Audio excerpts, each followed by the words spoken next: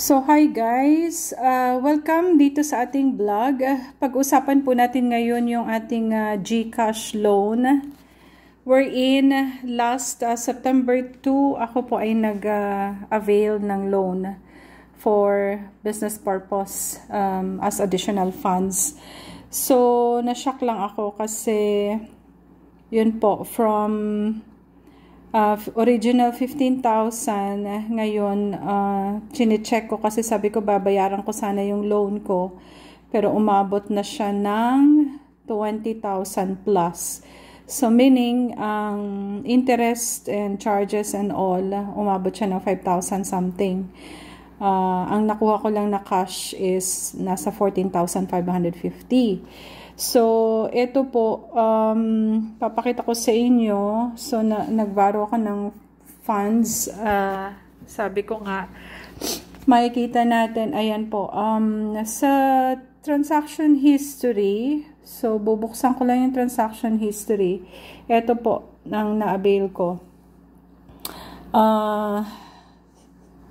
September 2, ayun po, 14,550, tapos may processing fee siya, may deduction na kaagad na 450 pesos. So, total is 15,000 yung nag-grant sa akin.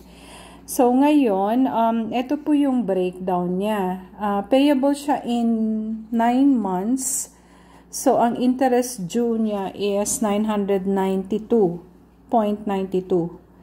So, ito yung pinaka-interest ng for the whole month of, for the whole 9 months. 909. Tapos, binabawas na nga lang ito monthly, depende dito sa payment schedule. So, ito yung payment schedule. Papakita ko sa inyo. Ayan. So, October 2 yung aking first due date na payment hanggang June. At, para-pareho siya, 2,265.17. Kung bubuksan natin ang principal due, 1,272. Ang interest nga niya ay 992.92. So, yan po yan. Bumababa siya kapag binayaran. Siyempre, binayaran mo ng ano. Kasi ibabawas niya yung tawag dito. Babawas niya yung sa capital ano. So kung ito total natin yung interest niya 992 tapos ito 908 ito na yata yung kung ito total natin aabot siya ng 5,000 something. So yun, take note lang guys kasi sabi ko nga kanina 15,000 yung niloan ko, na-receive ko is 14,550. Pero umabot na siya ng, kung makikita natin dito yung amount, yung total due niya is nasa 20,386. So yun, ang 3.99 ang interest rate.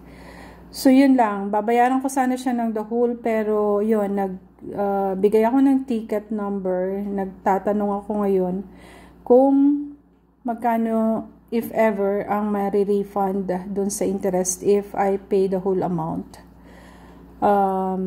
ng aking loan. But, nakalagay din na in 14 days working period ko pa marireceive.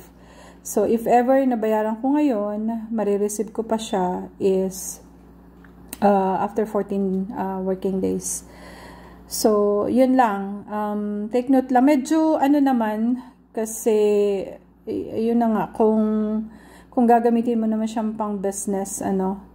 Pero, naisip ko lang, sa cash flow, medyo mabigat talaga kung isipin mo 15,000 tapos 5%, parang umabot siya ng 30 plus percent in the total of 9 months. So yun yung magiging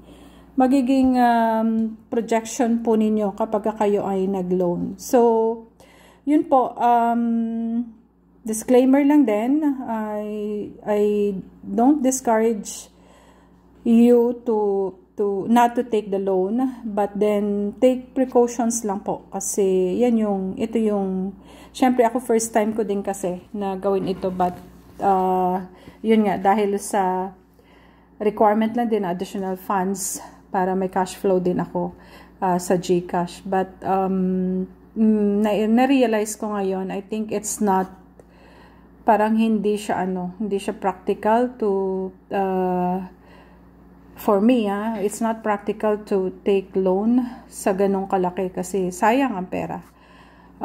It's not easy to do business. Pero syempre, business din ito sa kanila. So, yun lang guys. Take cautions lang po. From 15,000, naging 20,000. Expected for 9 months. So, yun lang po until next, next content ko. Mag-share din ako ng mga experience ko with using the GCash. But, of course, I'm very thankful for GCash. Kasi napakarami nilang features. May mga insurance sila, may stock market. Then, nag-invest din ako. Nag-try din ako ma-invest sa stock market nila. We'll see. Share ko rin po sa inyo yung ibang mga content nila later on. Thank you so much!